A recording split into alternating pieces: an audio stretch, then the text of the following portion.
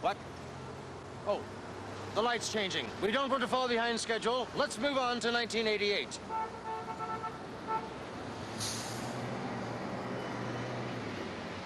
In '88, it was finally time to curb ourselves. We curbed our fear at the Moscow summit. We curbed our spending by running out of money. And we curbed our love of French fries and cigarettes as a new fad. Coupe mania swept the nation. Crazy? They're crazy, all right. Crazy for Surgeon General C. Everett Koop. Frenzied fans who just can't get enough of the Gaga General. It all started with a few speeches. Then came the Koopy doll. Soon the Broadway hit Coupe Mania followed. And suddenly, all America is cuckoo for Koop. It seems no one is immune to the charms of the gutsy general with the funny beard. Every home has its Koop anti-coffee mug and matching smoke alarm. Buttons, lunch boxes, bubblegum cards. Have we as a nation gone too cuckoo for Koop? Don't ask 10-year-old Jeffy Gardner of Pittsburgh, who told his mom he wanted a K sewn on his Superman costume. A K, you may wonder? A K. K for Cooperman. 1988 was also the year in which we saw a successful manned space launch. The word from Mission Control is that the Discovery countdown is right on schedule. For more, let's go to Cape Canaveral and our own Ned Skelly.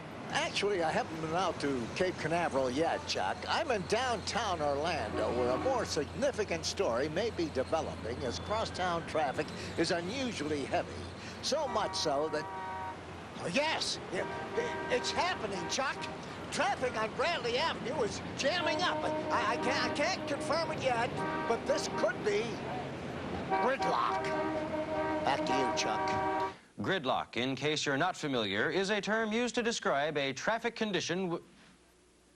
Okay, we are going back to Ned in Florida. Gridlock. It starts simple. An impatient driver presses his luck, pulls into the intersection, and suddenly nowhere to go. Gridlock.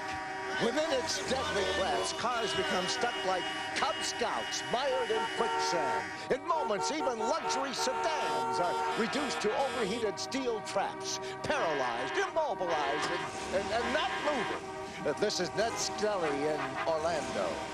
Our top story tonight. The controversial stealth B-2 bomber was unveiled today, and reaction to the multi-billion-dollar radar-proof plane was unanimous on Capitol Hill. Neat, said Congress. Cool, said the president.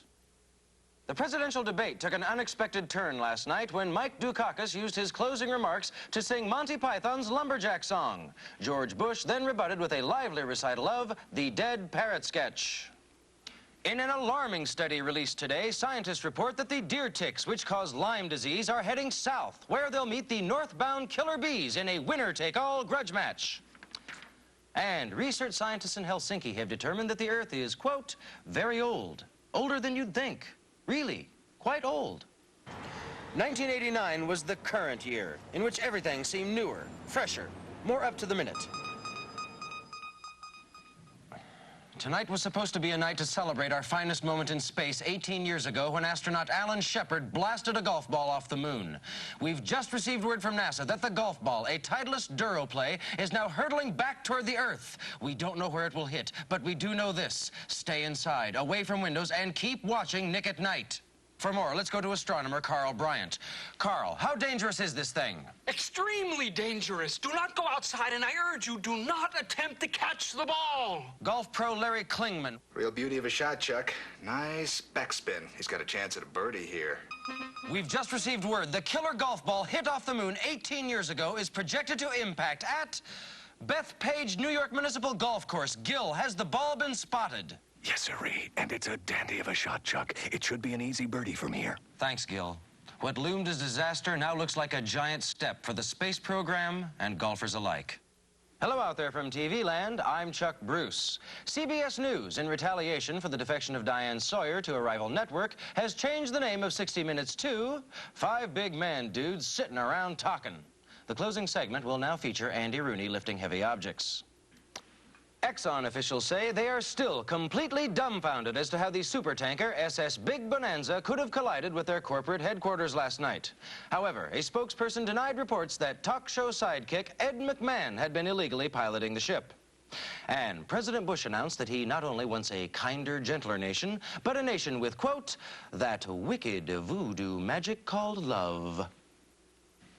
Chuck Bruce is on assignment. I am the amazing Kreskin, and here is tonight's top story. First of all, let me make it clear I've been given no information as to the contents of this envelope, and I've never met anyone in the studio before.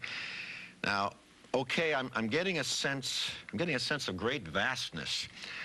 Roseanne Barr, trapped beneath her own flesh. No, wait a minute.